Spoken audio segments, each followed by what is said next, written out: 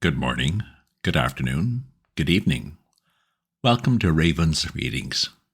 This is Chapter 13 of the Inimitable Jeeves, a collection of short stories written by P.G. Wodehouse in 1923. Jeeves, a valet, and his employer, Bertie Wooster, are all characters in dozens of these little vignettes. The stories are all told from the point of view of Bertie.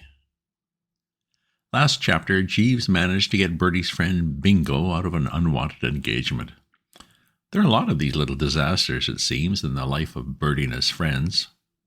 Next chapter, Bertie will leave London for the country to enjoy some peace and quiet. He hopes. I do readings twice a week, Tuesdays and Fridays. If you subscribe to my Substack newsletter, you'll get notified of my updates as soon as they're ready. If you enjoy this reading or have other classics you'd like to hear, leave me a comment. If you subscribe to my newsletter, you'll get notified of my updates as soon as they're ready. If you enjoy this reading or have other classics you'd like to hear, leave me a comment. Chapter 13. The Great Sermon Handicap. After Goodwood races are over, I generally find that I get a bit restless. I'm not much of a lad for the birds and the trees and the great open spaces as a rule, but there's no doubt that London's not at its best in August. It rather tends to give me the pip and make me think of popping down into the country till things have bucked up a trifle. London, about a couple of weeks after that spectacular finish of young Bingo's, which I've just been telling you about, was empty and smelled of burning asphalt.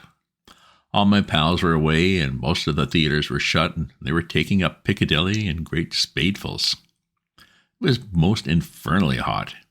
As I sat in the old flat one night trying to muster up energy enough to go to bed, I felt I couldn't stand it much longer, and when Jeeves came in with the tissue restorers on a tray, I put the thing to him squarely. "Jeeves," I said, wiping the brow and gasping like a stranded goldfish, "it's beastly hot." "The weather is oppressive, sir." "Not all the soda, Jeeves?" "No, sir." I think we've had enough about the Matrop for the time being and require a change. Shift ho, I think, Jeeves. What?" "Just as you say, sir. There's a letter on the tray, sir." "Oh, by Jove, Jeeves, that was practically poetry. Rhyme, did you notice?" I opened the letter. "I say, this is rather extraordinary."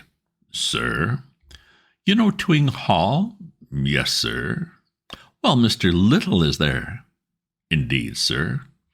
"Absolutely in the flesh. He's had to take another of those tutoring jobs." After that fearful mix-up at Goodwood, when young Bingo Little, a broken man, had touched me for a tenner and whizzed silently off into the unknown, I'd been all over the place asking mutual friends if they'd heard anything of him, but nobody had. And all the time he'd been at Twing Hall. Rummy. I'll tell you why it was rummy. Twing Hall belongs to old Lord Wick Hammersley, a great pal of my governor's when he was alive, and I have a standing invitation to pop down there when I like. I generally put in a week or two sometime in the summer, and I was thinking of going there before I read the letter.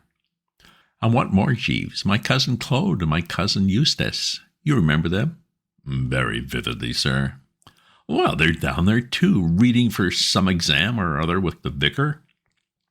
I used to read with him myself at one time. Well, he's known far and wide as a pretty hot coach for those of fairly feeble intellect. Well, when I tell you who got me through Smalls, you'll gather he's a bit of a hummer.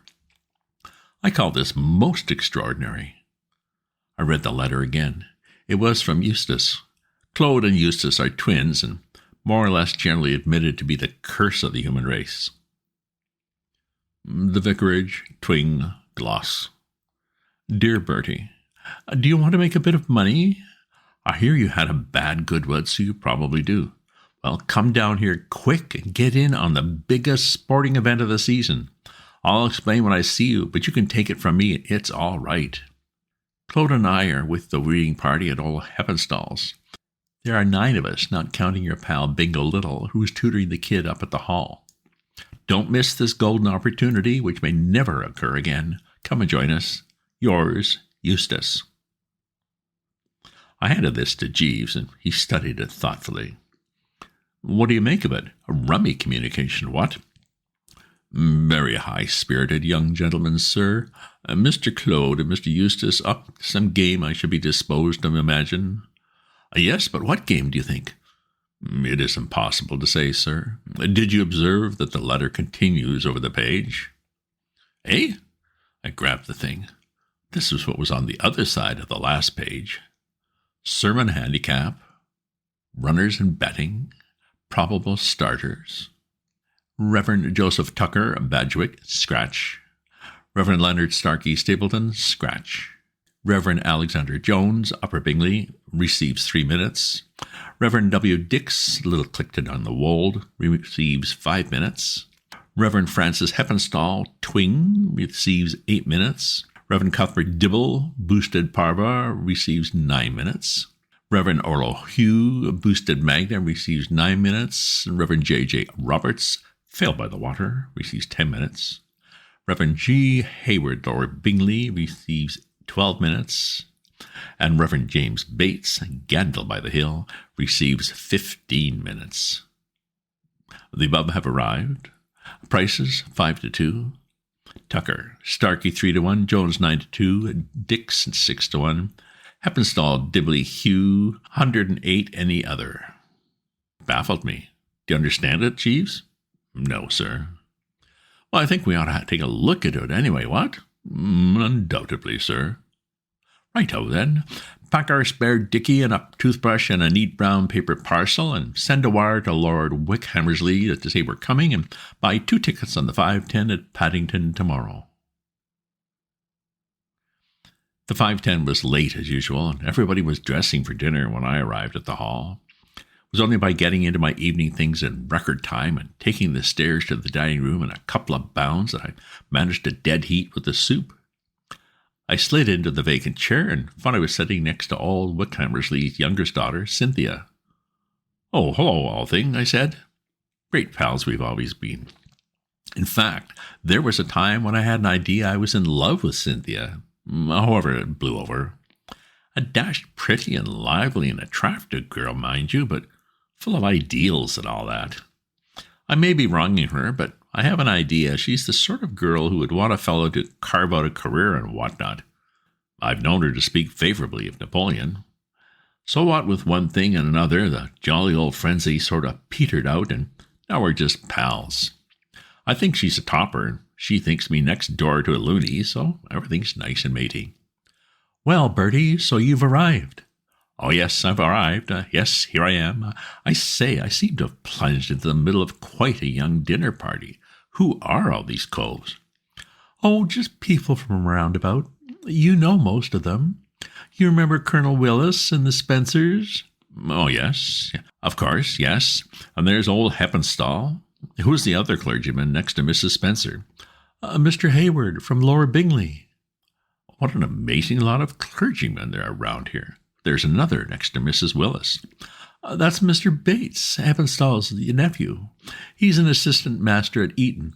He's down here during the summer holidays, acting as locum tenens for Mr. Spettigue, the rector of Gandley by the Hill.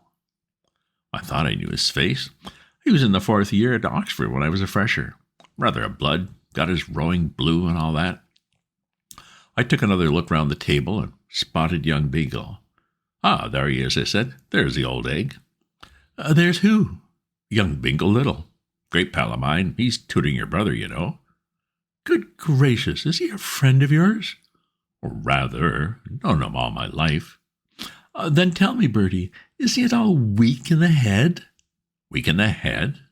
I don't mean simply because he's a friend of yours, but he's so strange in his manner. How do you mean? Well, he keeps looking at me so oddly. Oddly? How? Give an imitation. I can't in front of all these people. Oh, yes, you can. Here, I'll hold my napkin up. All right, then. Quick, there. Considering that she had only about a second and a half to do it in, I must say it was a jolly fine exhibition. She opened her mouth and her eyes pretty wide and let her jaw drop sideways and managed to look so like a dyspeptic calf that I recognized the symptoms immediately. Oh, that's all right, I said. No need to be alarmed. He's simply in love with you. In love with me? Don't be absurd. Oh, my dear old thing, you don't know young Bingo. He can fall in love with anybody. Oh, thank you. No, I didn't mean it that way, you know. I don't wonder it is taking to you. Why, I was in love with you myself once. Once?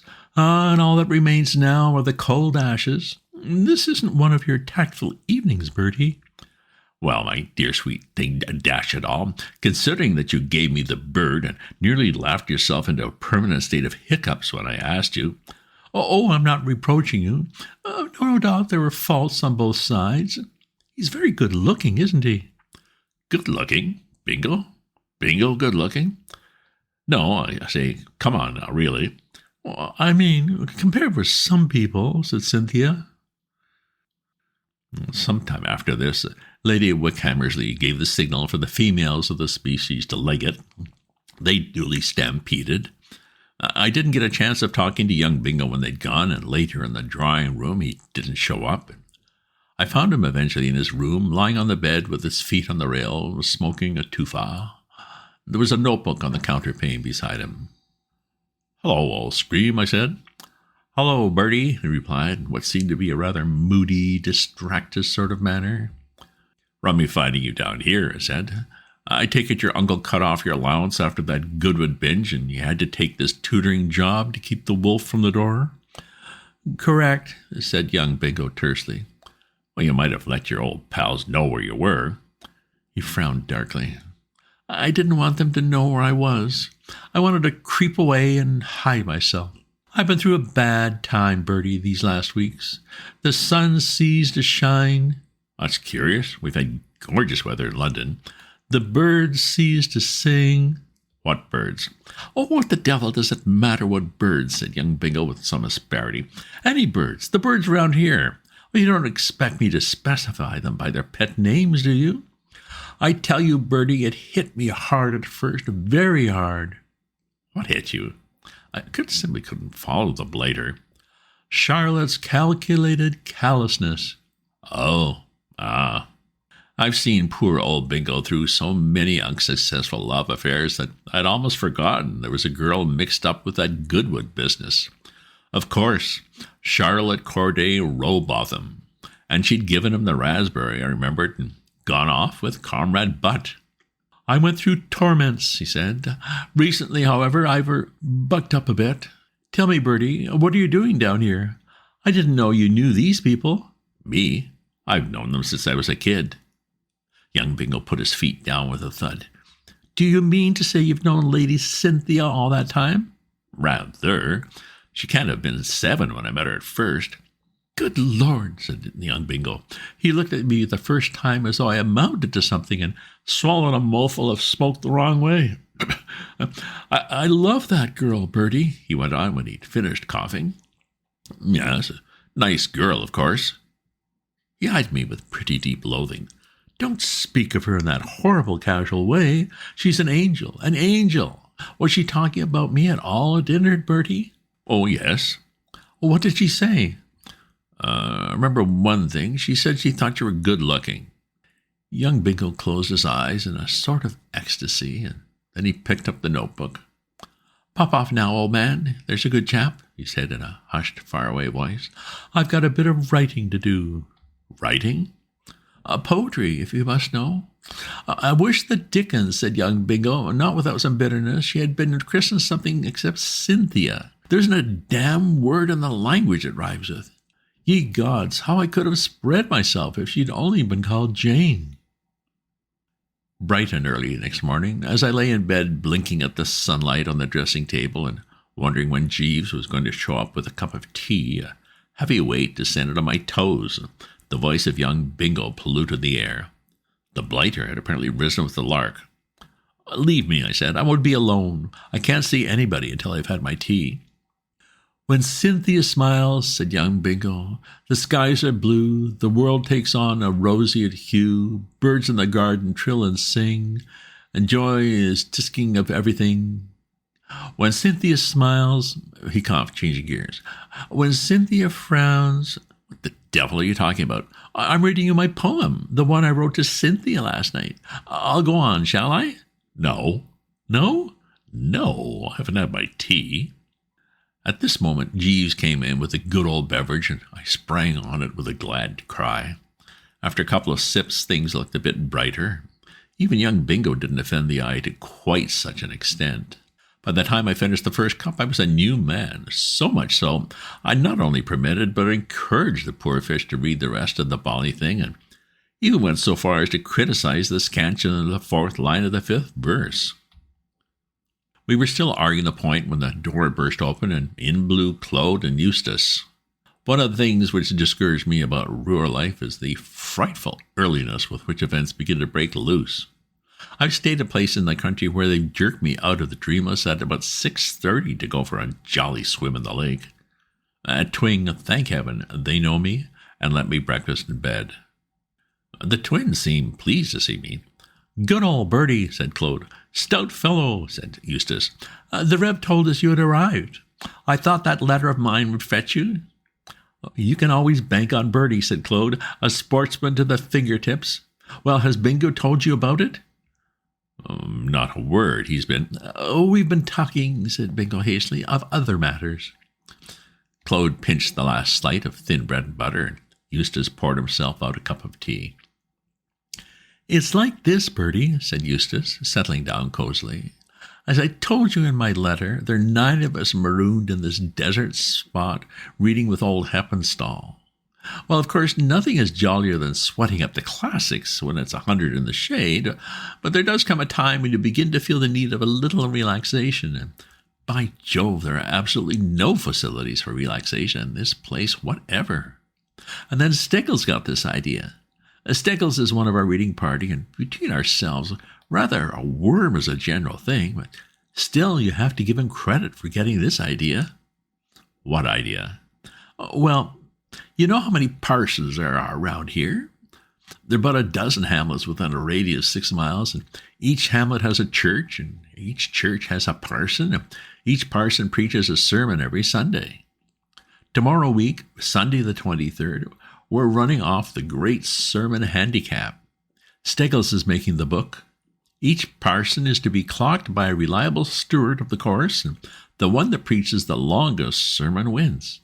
Did you study the race card I sent you?" I couldn't understand what it was all about. "Why, you chump, it gives the handicaps and the current odds on each starter. I've got another one here in case you've lost yours. Take a careful look at it. Gives you the thing in a nutshell. Jeeves, old son, do you want a sporting flutter?" "Sir," said Jeeves, who had just meandered in with my breakfast. Claude explained the scheme. Amazing the way Jeeves grasped it right off, but he merely smiled in a paternal sort of way. "Thank you, sir. I think not." "Well, you're with us, Bertie, aren't you?" said Claude, sneaking a roll and a slice of bacon. "Have you studied that card? Well, tell me, does anything strike you about it?" Of course it did. It struck me the moment I looked at it. "Why, it's a sitter for old Heppenstall," I said. "He's got the event sewed up on a parcel. There isn't a parson in the land who could give him 8 minutes. Your pal Steggles must be an ass giving him a handicap like that. Why, in the days when I was with him, old Heppenstall never used to preach under half an hour. There was one sermon of his on brotherly love which lasted 45 minutes if it lasted a second. Has he lost his vim lately, or what is it?" "Not a bit of it," said Eustace. "Tell him what happened, Claude." "Why," said Claude, "the very first Sunday we were here, we all went to Twing Church, and old Heppenstall preached a sermon that was well under 20 minutes. This is what happened. Steggles didn't notice it, and the Reverend didn't notice it himself, but Eustace and I both spotted that he dropped a chunk of at least half a dozen pages out of his sermon case as he's walking up to the pulpit. He sort of flickered when he got to the gap in the manuscript, but carried on all right. Steggles went away with the impression that 20 minutes or a bit under was his usual form. The next Sunday we heard Tucker and Starkey, and they both went well over the 35 minutes, so Steggles arranged the handicapping as you see in the card. Oh, you must come into this, Bertie. You see, the trouble is I haven't a bean, and Eustace hasn't a bean, and Bingo Little hasn't a bean. So you'll have to finance the syndicate. Don't weaken. It's just putting money in all our pockets. Oh, well, we'll be getting back now. Think the thing over. Phone me later in the day. And if you let us down, Bertie, well, may a cousin's curse. Come on, Claude, old thing. The more I studied the scheme, the better it looked. How about it, Jeeves? I said. Jeeves smiled gently and drifted out. Jeeves has no sporting blood, said Bingo. Well, I have. I'm coming into this. Claude's quite right. It's like finding money by the wayside. Good man, said Bingo. Now I can see daylight. Say I have a tenner on Heppenstall and Cop, and that'll give me a bit in hand to back Pink Pill with, and the 2 o'clock at Gatwick the week after, and Cop on that, but the pile on Muskrat for the 1:30 at Lewes, and there I am with a nice little sum to take to Alexander Park on September the 10th, when I've got a trip straight from the stable. It sounded like a bit out of Smile's self-help. And then, said young Bingo, I'll be in a position to go to my uncle and beard him in his lairs, somewhat. He's quite a bit of a snob, you know, and when he hears that I'm going to marry the daughter of an earl... I say, old man, I couldn't help saying, aren't you looking ahead rather far? Oh, that's all right. It's true nothing's actually settled yet, but she practically told me the other day she was fond of me. What? Well, she said that the sort of man she liked was a self-reliant, manly man with strength, good looks, character, ambition, and initiative. Oh, leave me, laddie, I said. Leave me to my fried egg. I think I'll pause here for now, as it's a long chapter, and we will resume next time with the race between the sermons. Stay tuned for the next episode. If you subscribe to this newsletter, you'll get notified of my updates as soon as they're ready. If you enjoy this reading or have other classics you'd like to hear, leave me a comment. Check out my other posts on my Substack at ravensview.substack.com, and remember to share this with your friends. Ta-ta for now.